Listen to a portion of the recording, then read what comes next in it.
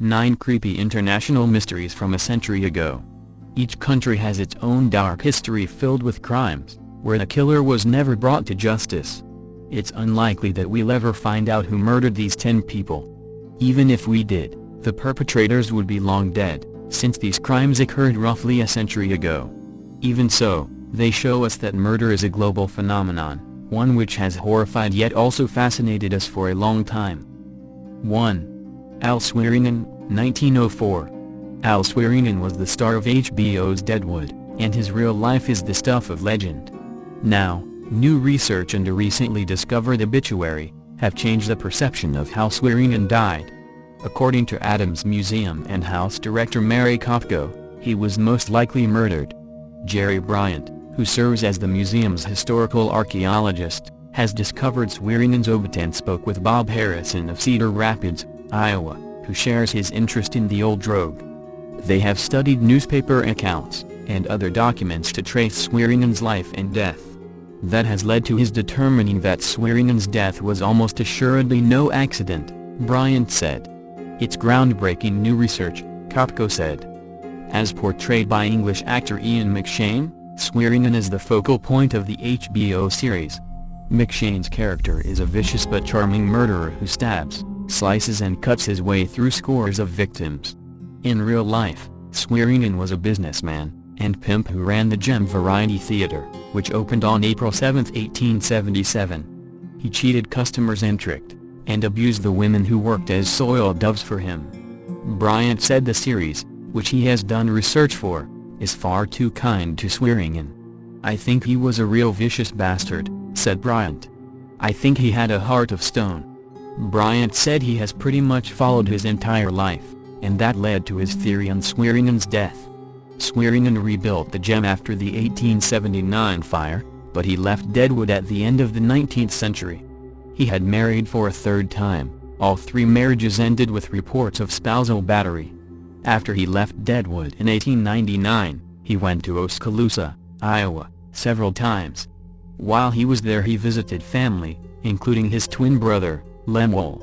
Lemuel was brutally attacked in his home early Sunday, October 2, 1904, after leaving his meat market with $200 in his pocket. He was shot 5 times but survived. He was not robbed. Lemuel's attackers may have thought he was his twin, Al, Bryant said. Al Swearengen left his Iowa home about the time his twin was attacked, Bryant said. Less than 2 months later, he was found dead. Swearengen was found dead on a Denver street near his home on November 15, 1904. He had suffered a massive head wound after being struck with a heavy, blunt object, according to reports at the time. The tragic news wasn't over for the Swearengen family. On July 5, 1910, Lemuel was found unconscious. Doctors at first thought he had suffered a stroke, but later determined he had been beaten on the head with a large object. He died without regaining consciousness 8 days, after he was found outside his meat market. A last bit of revenge? That's lost in the mist of time. For years it was reported that Al Swearengen had died penniless, while trying to hop a freight train, but Kopko said the new research indicates he came to a fate that seems fitting for perhaps the most brutal man in the early days of Deadwood. Bryant said someone who wanted revenge from one of Swearengen's many suspected murders or other foul deeds was probably the killer.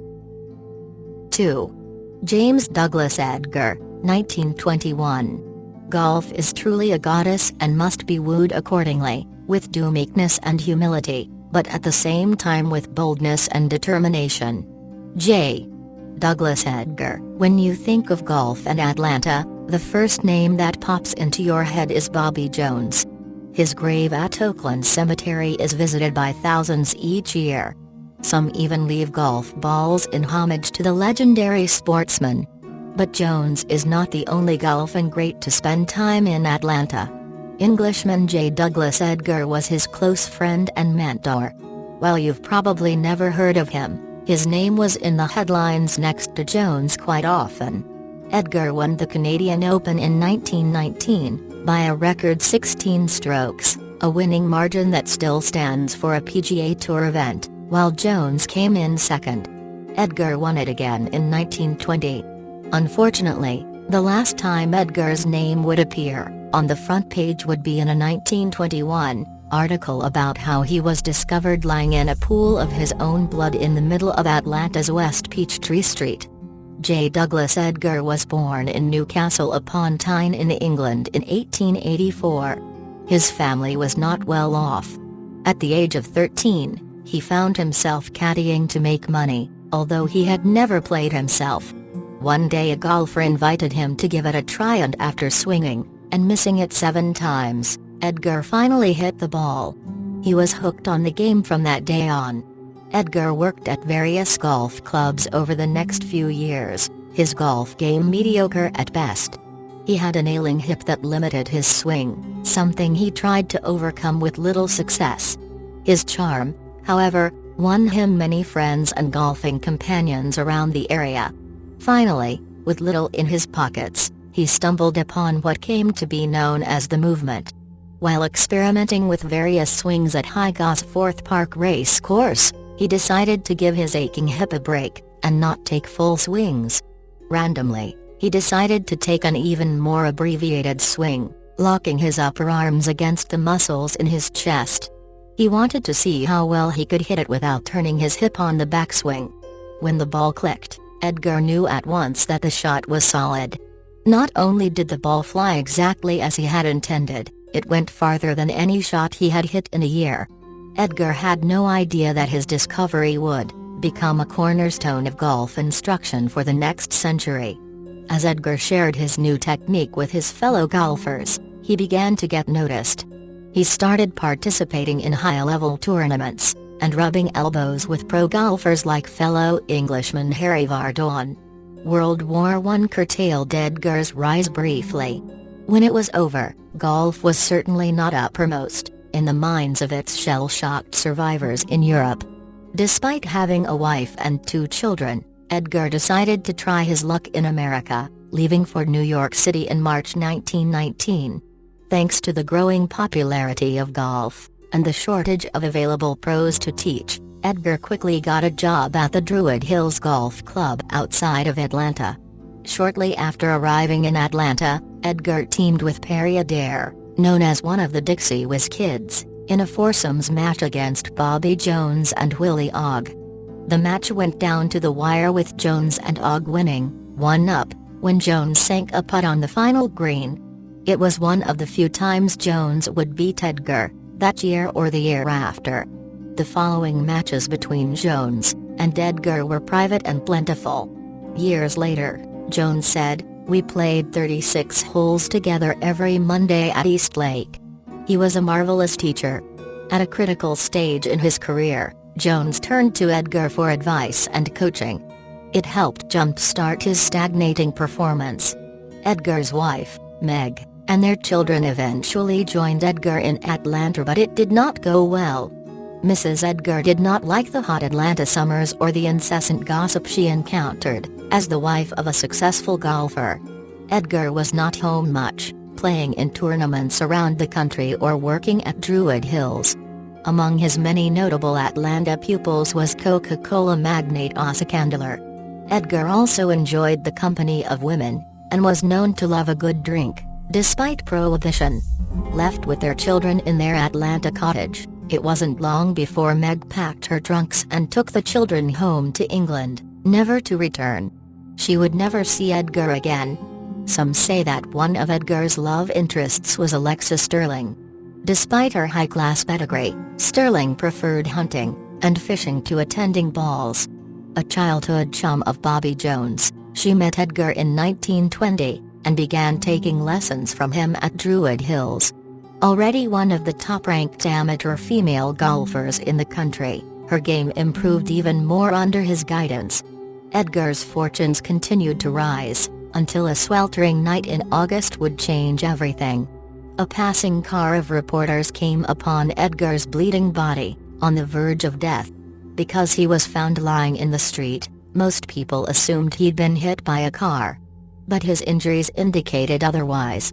The only mark found on Edgar's body was a deep wound near his groin, not from a bullet. He bled out, unable to hang on until medical help could arrive. Some theorize that a wound of that nature meant only one thing. A vengeful husband had punished Edgar for trifling with his wife.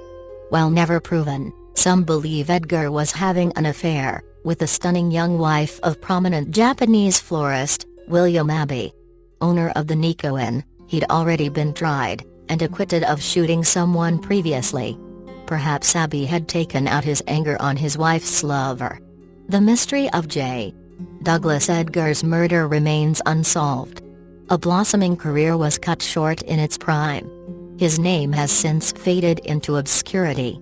However, his book, The Gift of Golf, remains a classic for all golfers seeking to improve their performance.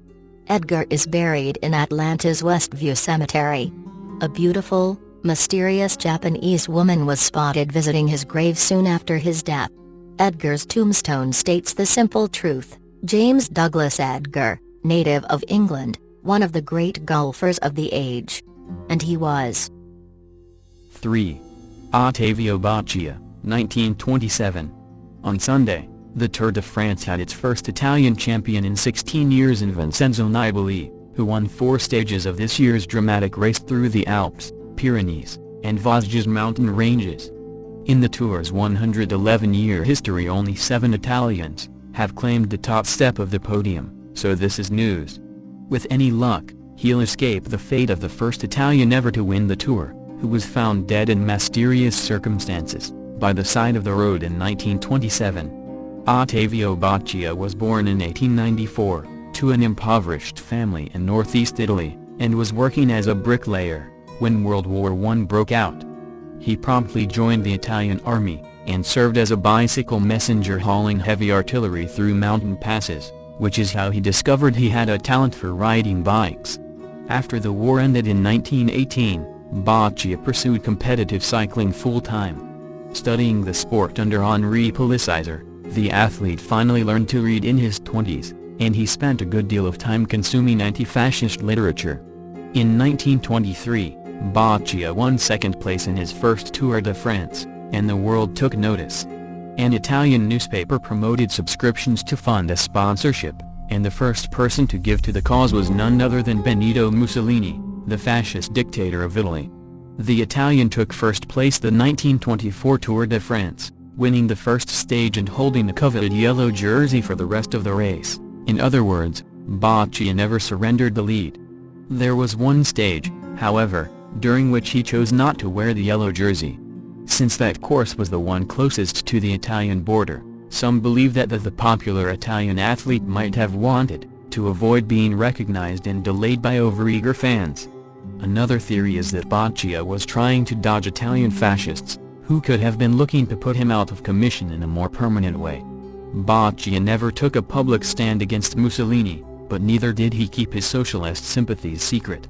In 1920s Italy, athletes were seen as symbols of the state's might, and for a star like Boccia to have even a whiff of subversion would have been enough for some of Mussolini's passionate partisans to hate him, and even, some argue today, kill him. In June 1927, Boccia, then 32 years old, was found nearly dead on the side of the road. He died 12 days later. His bloodied body was laid out next to a vineyard, his skull and collarbone cracked. His bicycle was neatly propped up against a fence, and showed no signs of going through a crash, a detail that would fuel conspiracy theories in the decades to come. The official story was that he suffered a sunstroke, and smashed his bike into the fence, which seemed ridiculous to many. It's far more likely, to those possessed of a romantic inclination toward a belief in secret plots, that Boccia was murdered by the fascists. There's hardly any evidence that the fascists actually killed the cyclist, but the other explanations don't make much more sense. One story has Boccia picking grapes when an angry farmer bashed his head in with a thrown rock. The farmer even confessed to this on his deathbed, supposedly, but that doesn't really explain the broken collarbone.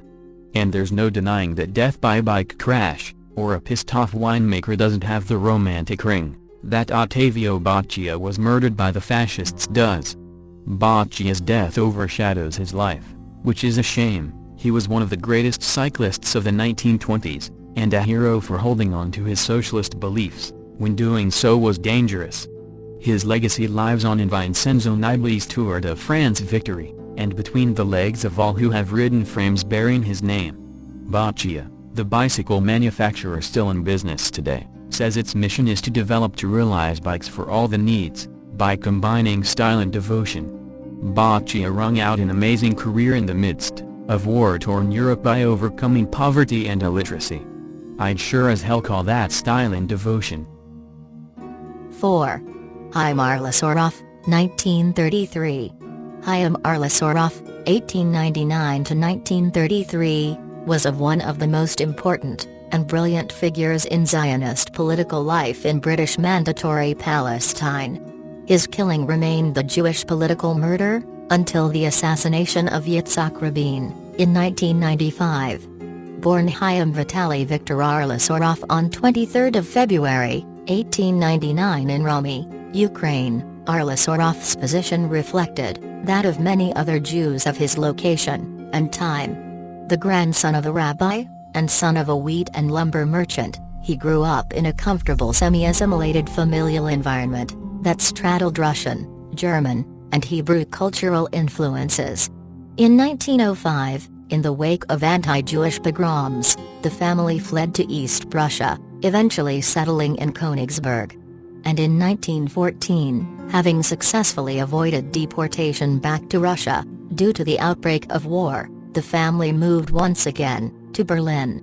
Arlosoroff identified more and more with German national culture, although his Russian citizenship precluded him from joining the German war effort. It was during this time that he began to embrace socialist ideals, due in no small part to the identity crisis he experienced as a Russian who, due to his existential circumstances, now identified with his German national cultural surroundings, and finally, as a Jew in all of this, a factor that fundamentally set him apart from both of these national cultures. Thus, his socialism looked increasingly to Jewish sources, and he was especially influenced by Martin Buber, A.D. Gordon, and Gustav Landauer. By 1919, Arlosoroff had joined the Zionist party Hapoel Hatzair, the Young Worker, which had been founded, inter alios, by A.D. Gordon, and subscribed to his ideology of the redemption of the land of Israel through agricultural endeavors. That same year, he published what became his best-known work, Jewish People's Socialism, which sought to combine universal socialist ideals with a strong sense of ethnic national, indeed, Volksstaat Jewish identity. This contributed to his rapid rise within the party. In 1924, he immigrated to British Mandatory Palestine, where he quickly established himself as a leader in the Zionist labor movement, and helped effect a merger between Hapoel Hatzair with the more Marxist Poal Zion, into the Mapai Labour Party. Mapai would enjoy political hegemony over the land for years to come, and Arlosoroff represented the party in the Zionist executive, and as head of the political department of the Jewish Agency for Palestine. It was in this latter role that Arlosoroff negotiated the Hava'ara Agreement with the Nazi Party in 1933. It permitted the transfer of Jewish capital from Germany to Palestine by immigrants or investors in the form of German goods. Although it protected, to some degree, the capital of German Jewish émigrés to Palestine, the agreement also assisted the Germans through increased production and export of goods which, technically, were bought by Jews at the other end. The agreement was highly controversial, and drew harsh criticism from the right-wing Jewish press in Palestine. 2 days after he returned from its negotiations in Germany, Arlosoroff was shot and killed, while walking on the beach with his wife. The murder has not been solved to this day, but various theories abound. Many believe that Arlosoroff was killed by members of the extreme, maximalist wing of Zev Jabotinsky's revisionist party, and 3 of the party's members, Abba Heimer, Zvi Rosenblatt, and Avraham Stavsky, were arrested in connection to the murder. All 3 were subsequently acquitted, Heimer, before the trial began, Rosenblatt and Stavsky, after standing trial, although Stavsky was originally found guilty, and acquitted only on appeal. Others believe that Arlosoroff was murdered by 2 Arab youths, in a foiled robbery attempt. And some believe that he was murdered by Nazi agents. Not only had he just negotiated the Havana Agreement, but he had been on very friendly terms, perhaps even romantically so, with Magda Berend, later, Magda Goebbels, just after the end of the First World War. The irreparable damage that such information would have caused to the Nazi propaganda machine, if leaked to the German public, goes without saying. No matter who killed Arliss Orloff, his murder cut short the life and career of one of the most important and brilliant figures in Zionist political life, in British Mandatory Palestine.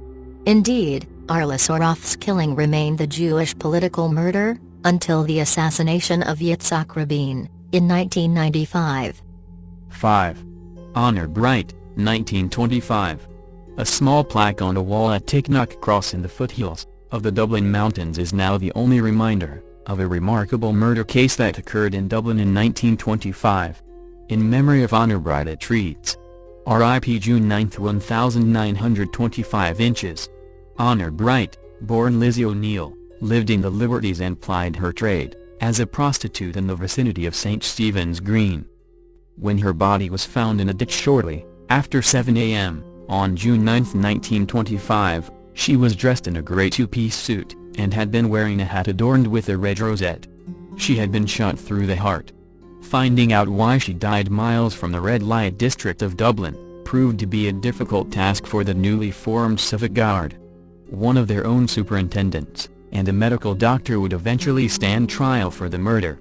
On the last evening of her life Lizzie, or Honor, had been working her usual beat on St. Stephen's Green. In the days after her death, one of Lizzie's colleagues told of a man who had paid her 10 shillings for her services, and complained that another prostitute had robbed him of £11 and a silver cigarette case earlier in the evening. The man was angry and said he had a pistol, and would use it if he found her again. He asked for her help in finding the thief and said his friend, in a sports car parked nearby, was a superintendent in the Civic Guard, and would round up all the prostitutes if the money was not found. Another eyewitness gave an account of seeing Lizzie and another prostitute in the company of 2 men, outside the Shelbourne Hotel. The men were in their late 20s, or early 30s and driving a grey, 2-seater sports car. In an era when cars were somewhat scarce, the sports car was traced to Dr. Patrick Purcell of Blessington, who admitted being in the city on the evening Honor was murdered with Garda Superintendent Leo Dillon. Their statements tallied to a certain extent, but both omitted to mention the robbery of £11. Dillon eventually admitted that he had been with Honor Bright that night, but said he had last seen her getting into a taxi at St. Stephen's Green and driving off. A taxi driver, Ernest Woodruff, came forward and said that he had taken Lizzie to Leonard's Corner where he saw the grey, 2-seater sports car. This put Purcell and Dillon in close proximity to the last live sighting of Honor and was enough for the Civic Guard to bring charges. They were tried for murder on January 30, 1926. Superintendent Dillon and Dr. Purcell contended that the police constable and taxi driver were lying. The jury accepted there were doubts and acquitted them both. However, the superintendent's career was in ruins, and Dr. Purcell found life so difficult in Blessington among the local people, that he moved to England. Their careers suffered, but nobody else was convicted of O'Neill's murder. 6. Erich Jan Hannon, 1933.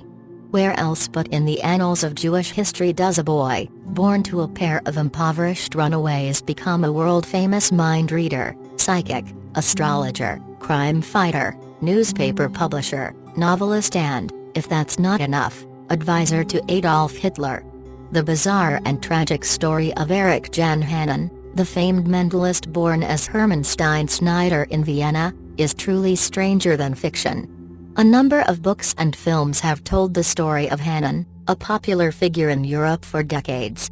With Arthur Magida's The Nazi Seance, the strange story of the Jewish psychic in Hitler's circle, this remarkable tale is offered up to the Anglosphere, cautioning the reader to look upon it with a jaundiced eye, but nonetheless relying heavily on Hannon's own unreliable autobiography. Magida starts with the inauspicious beginnings of the famed clairvoyant, and takes us to his inauspicious end, at the hands of the Nazis, in 1933. Born in 1889 to Viennese vagrants Julie Kahn and Siegfried Steinschneider, Hermann Steinschneider had a remarkable childhood, during which he discovered his preternatural abilities, and claimed to have psychically manipulated his parents. While all children manipulate their parents to some degree, young Hermann exhibited powers far beyond those of a normal child. Unlike most nice Jewish boys, Steinschneider ran away to join the circus when he was a teenager. There he absorbed a great many tricks of the low-culture performance trade. But at the onset of World War I, in a fit of patriotism, he left the circus to join the Austrian army. To combat the boredom of army life, he began to give mind-reading performances to his fellow soldiers, who were left stunned by his psychic skills. Little did they know, he'd been steaming open their mail to find out what was going on in their lives. In the midst of the war, Steinschneider went AWOL to give psychic performances in Vienna. To keep the army from discovering his disappearance, he did not perform under his real name. His manager cleverly invented the name under which he would perform, Erich Jan Hannon. With it he became a Danish noble, achieving enormous popularity with his hypnotic performances and selling out large venues throughout Germany and Austria. His fame grew dramatically in the 1920s, when he had a harrowing run-in with another Jewish performer, renowned strongman Siegfried Barth, whose incredible feats of strength he attempted to imitate. Hannon's variation on the strongman theme consisted of hypnotizing a woman, whom he would command to bend iron. She even had cement blocks smashed on her belly, while she was under Hannon's magic spell. But by the end of the decade, Europe's greatest oracle since Nostradamus found himself under arrest for fraud in the Czech town of Mitrust, where the authorities were very much displeased with his divinations. They also accused him of hypnotizing young ladies in his hotel room, and having his way with them. A consummate performer, Hannon transformed the trial into a media circus, where he proved his psychic powers before the court and was set free. Again at the top of his game, Hannon moved his operation to Weimar's Cultural Center, Berlin, where he became a major draw during the late 1920s. In addition to publishing his own newspaper, he turned his massive apartment into the Palace of the Occult, attracting the cream of Berlin society. Sprinkled into this cream were a number of top Nazis. Hannon's attraction to power was apparently stronger than his interest in his own family origins, and this would cost him dearly.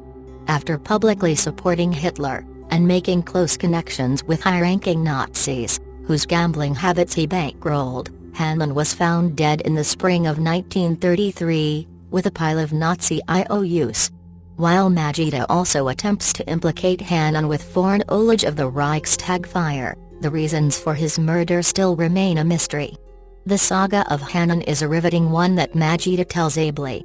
But while murdзrd engages in a fair number of intellectual meanderings regarding the verisimilitude of Hannon's own stories, as well as stories told about him, the Nazi seance doesn't quite manage to measure up to another book that tells virtually the same story, Mel Gordon's Erich Jan Hannon, Hitler's Jewish Clairvoyant, which appeared 10 years ago from the independent publisher Feral House.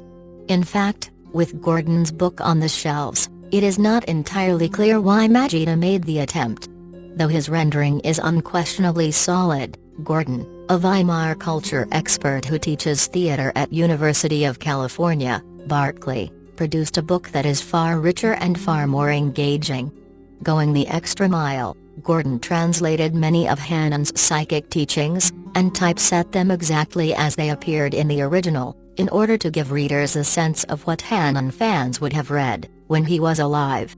Whereas murdзrd simply tells you about the world of Erich Jan Hannon, Gordon brings you into it. Moreover, Gordon provides dozens of intriguing reproductions of Hannon-related documents and photographs. murdзrd gives us a measly 10-page insert of photographs, half of which are not particularly compelling. With a plethora of fascinating visual material at hand, it is a mystery that murdзrd, who was fascinated by the undeniably lurid sensationalism of Hannon's story, chose not to include it. Whatever the relative merits of the versions of its retelling, it's still a story worth reading. Moreover, it's a part of Jewish history that, for some inexplicable reason, had to wait until the 21st century, before it appeared on bookshelves. With a historical obsession on all things Hitler, who could have predicted that? 7. Cecil Hambra, 1893. The gruesome events on Ardlamont Estate in 1893 should, on the face of it, scarcely have taxed the crime-solving brains of a moderately competent detective, let alone the skills of the man whose powers of reasoning and deduction inspired the creation of Sherlock Holmes. Even without an eyewitness to the apparent crime, it seemed an open and shut murder case. Wealthy young aristocrat goes shooting with his tutor and another companion, both with suitably dubious backgrounds. Shot rings out. 2 men seen running from the woods. Aristocrat's body later found dead in woods with shotgun wound to head. Tutor previously persuaded his charge to take out 2 life insurance policies in name of tutor's wife. Dodgy companion disappears off face of the earth. Guilty mute, surely. Very few people will argue that it should have been otherwise. Yet despite the best efforts of the prosecuting authorities, no one was ever found guilty. Then again, no one was found not guilty.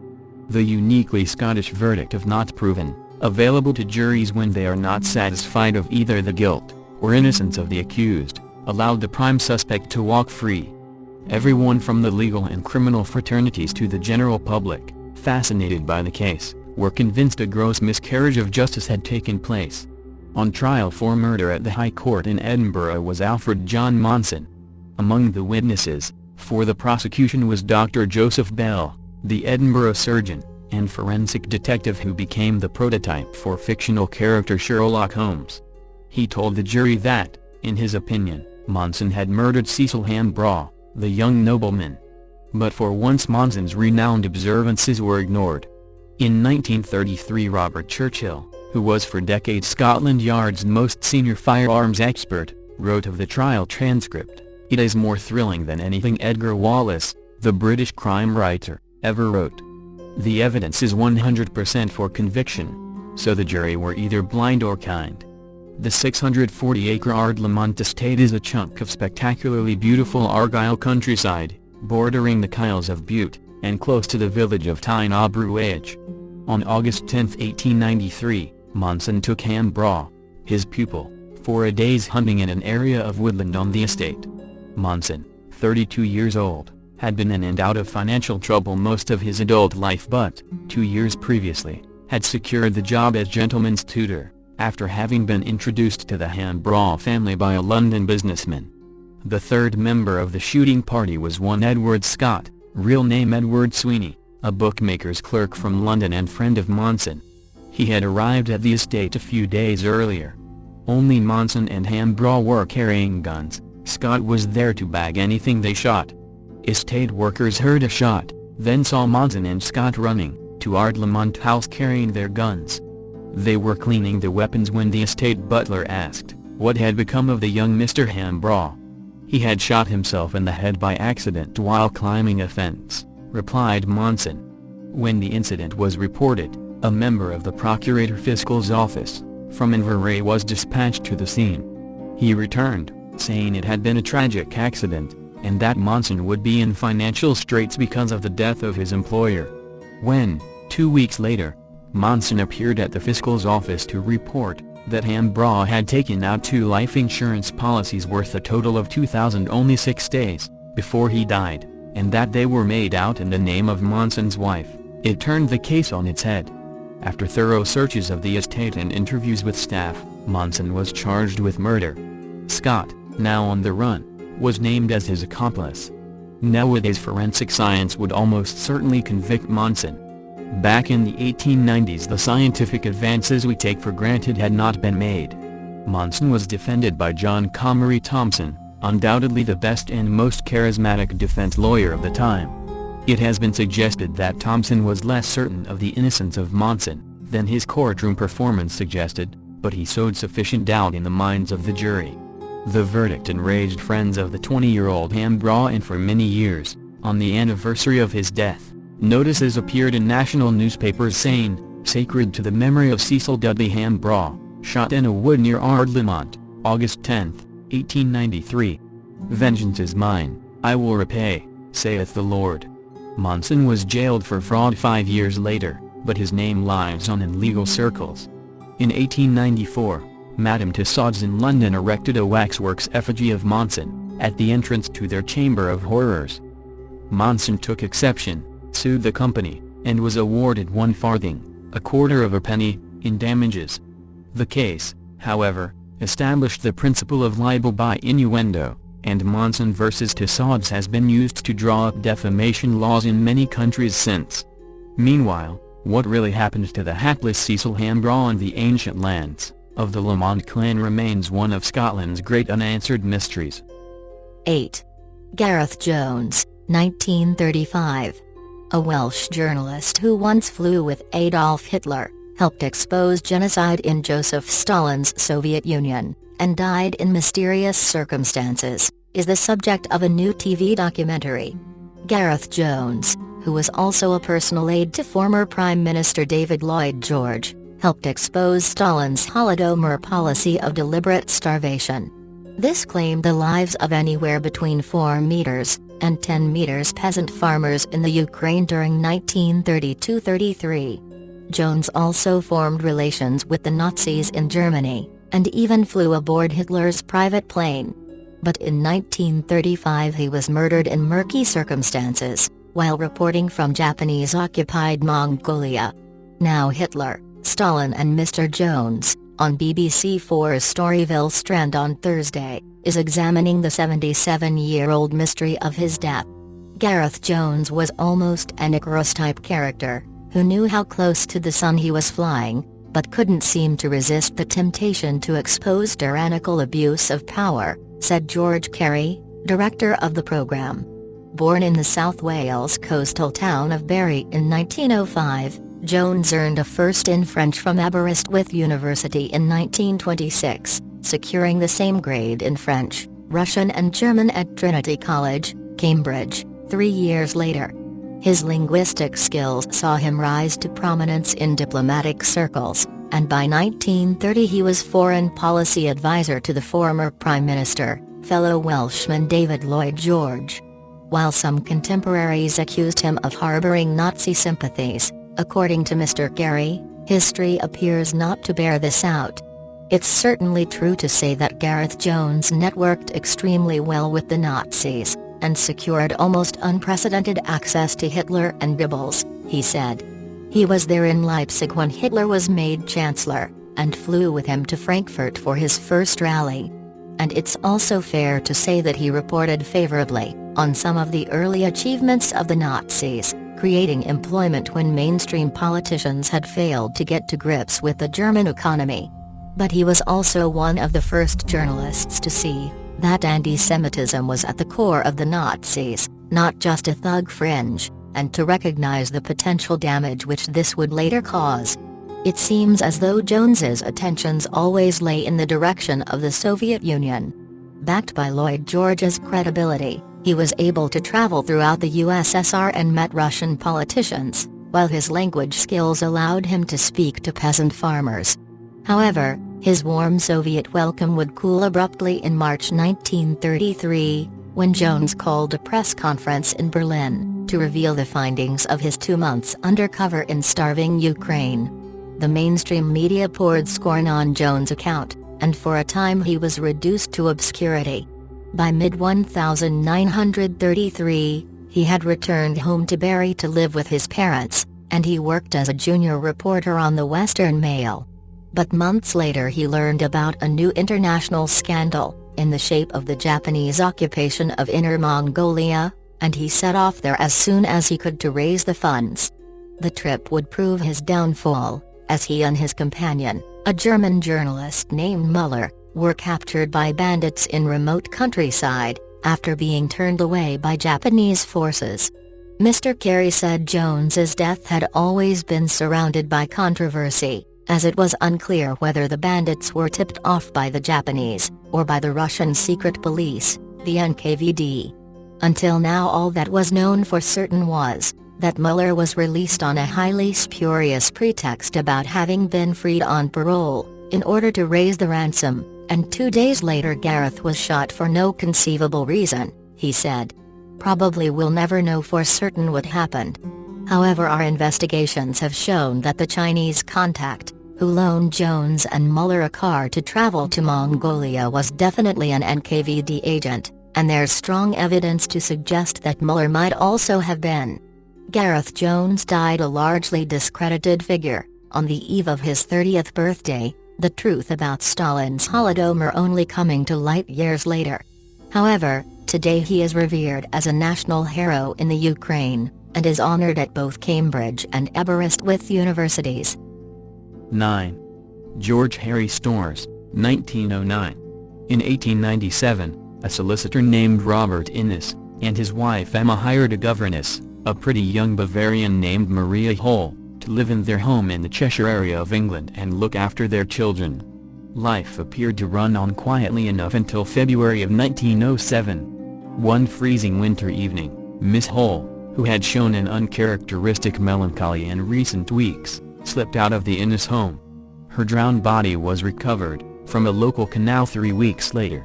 She had left behind a note saying, "Nobody is to blame, only myself. It is heart-rending to leave you all. Console my poor parents. Hearty thanks from a miserable sinner." No autopsy was performed on Hull, and the reasons for her suicide remained uncertain.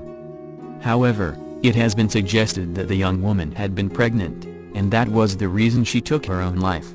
If Hull was indeed pregnant, the father of her child was also never established.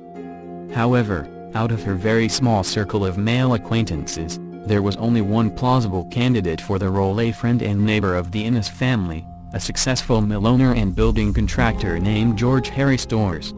This private little tragedy would now be long forgotten, if not for its possible link to an even more puzzling, and far more famous death that took place 2 years later. In 1909, George Storrs was living with his wife Maggie, at their comfortable home in Stalybridge, Gorsehall.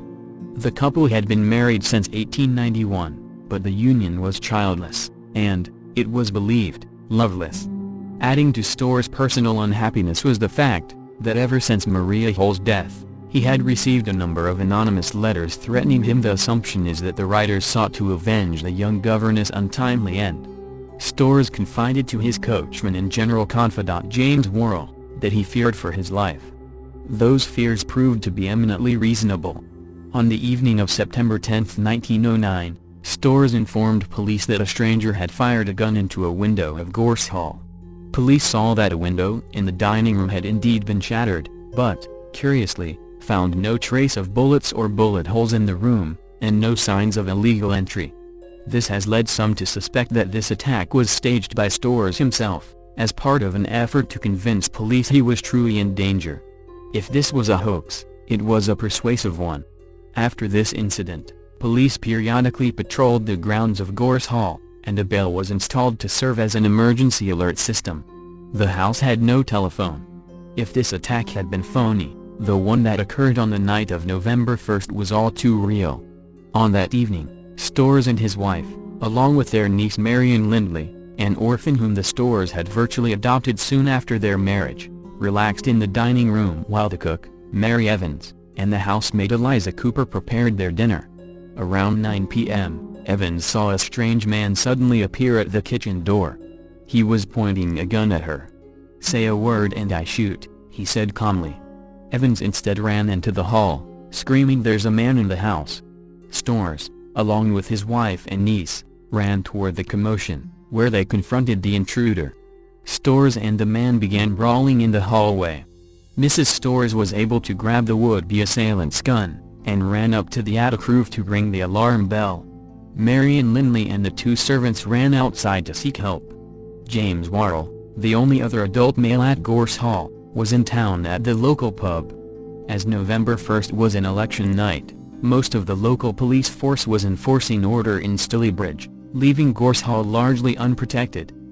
However, two constables who were still on duty at the police station heard the bell, and made their way to the house.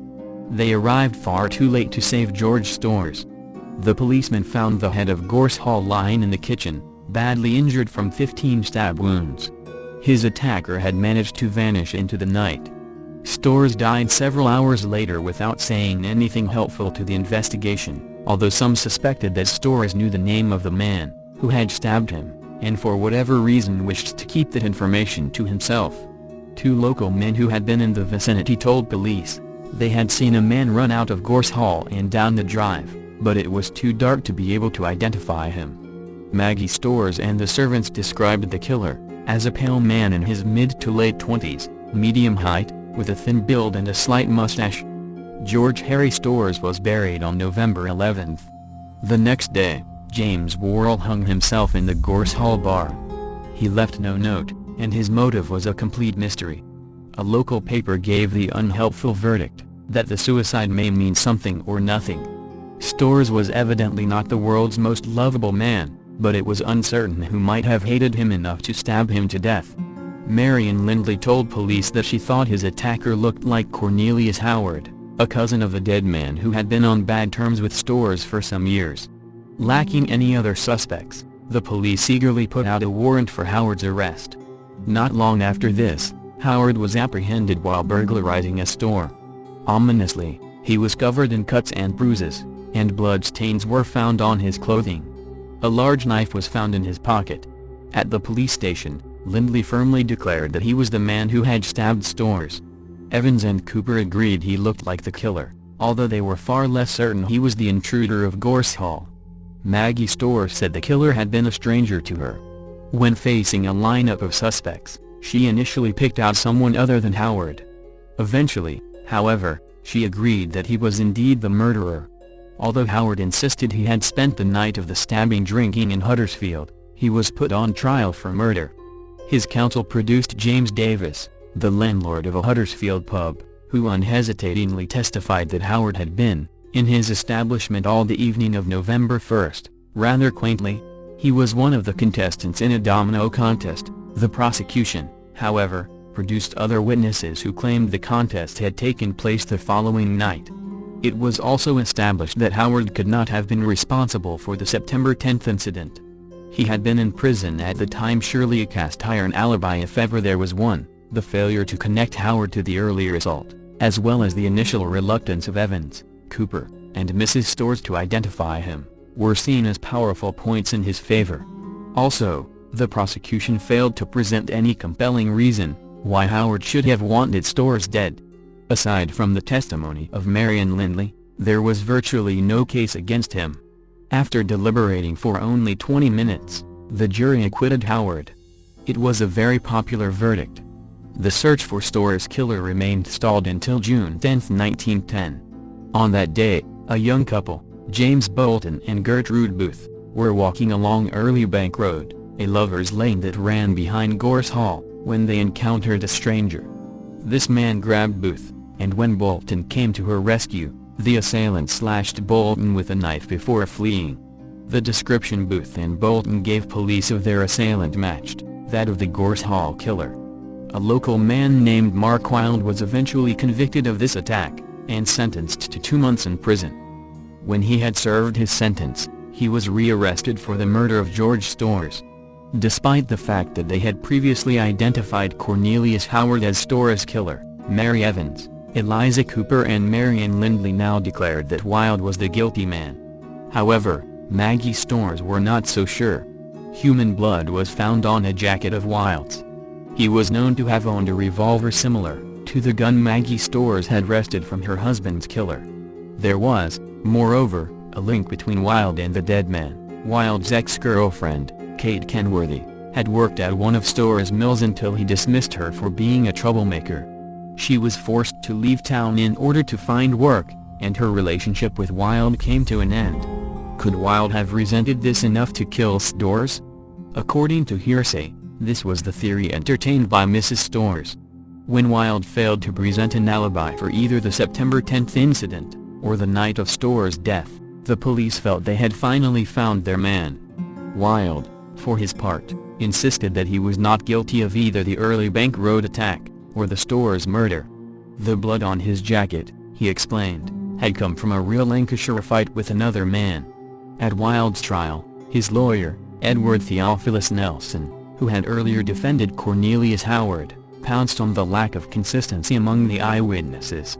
If these same people had previously thought Howard was Storr's killer, how could anyone trust their identification of Wilde?